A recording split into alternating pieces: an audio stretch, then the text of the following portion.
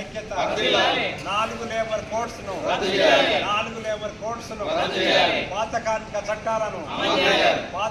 చట్టాలను, సమాన పనికి 20 తారీఖున జరిగే సమ్మెను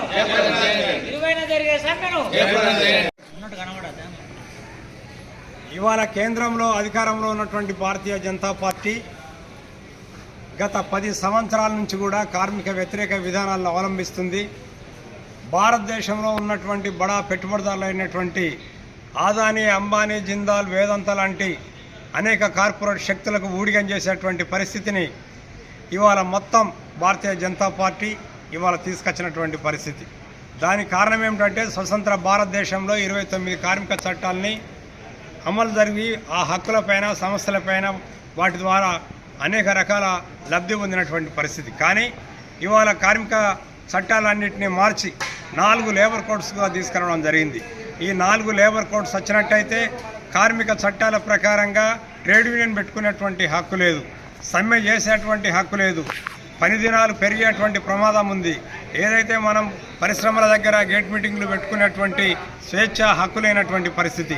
ఎక్కడైతే మనం పరిశ్రమలో ఇంతకుముందు మనం 15 రోజులు సమ్మె నోటీస్ ఇచ్చి మనం సమ్మె చేసేవాళ్ళం. కానీ ఈరోజు 60 రోజుల సమ్మె నోటీస్ ఇచ్చి మనం సమ్మెలోకి పోవాలంటున్నారు. అది కూడా చర్చలలో ఉన్నప్పుడు సమ్మెలోకి పోవడానికి వీల్లేదు. సమ్మె చేసినట్టయితే మొత్తం ఆ కార్మిక సంఘానికి ఆ మొత్తం నష్టాన్ని కూడా జరిమానా రూపంలో విధించడం జరుగుతుంది. సమ్మెకు నాయకత్వం వహించినటువంటి నాయకులపైన 3 నెలలు జైలు శిక్ష, ₹1,00,000 జరిమానా విధించేటువంటి ఒక పరిస్థితి తీసుకొచ్చారు. గతంలో నుంచి మనం ఇప్పటి వరకు 8 గంటల పనిదినం చేస్తున్నాం. ఇప్పుడు 14 గంటలు రాబోతుంది. వారానికి 4 రోజులు మాత్రమే పని ఉండాలని చెప్తున్నారు. ఇవన్నిటినీ కూడా మనం దృష్టిలో పెట్టుకొని ఇది ఏ పరిశ్రమకో ఏ రాష్ట్రానికో సంబంధించింది కాదు, ఇది దేశవ్యాప్తంగా కార్మిక వర్గానికి ఉరితాలు కనుకనే భారతదేశంలో ఉన్నటువంటి అన్ని కార్మిక సంఘాలు, ఫెడరేషన్లు, ఎల్ఐసీలు, బ్యాంకులు అన్నీ కలిసి సంయుక్తంగా మే 20న సమ్మెకు పిలుపునిచ్చినాయి.